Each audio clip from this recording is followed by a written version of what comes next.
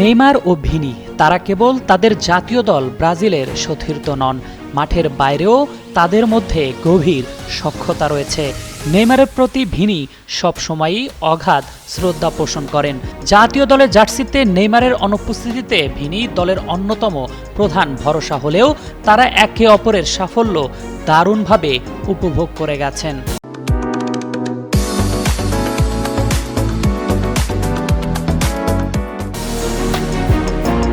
দীর্ঘদিন পর ইনজুরি কাটিয়ে ব্রাজিল দলে ফিরেছেন নেইমার জুনিয়র।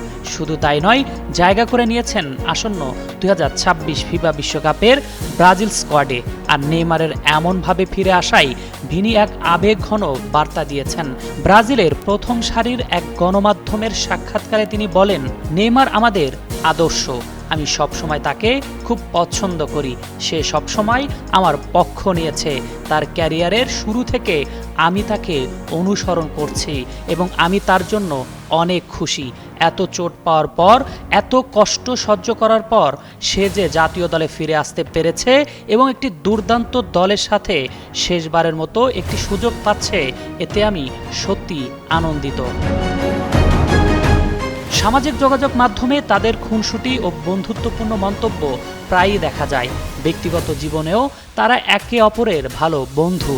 সেই বন্ধুত্বের টান আবারও দেখল ফুটবল বিশ্ব।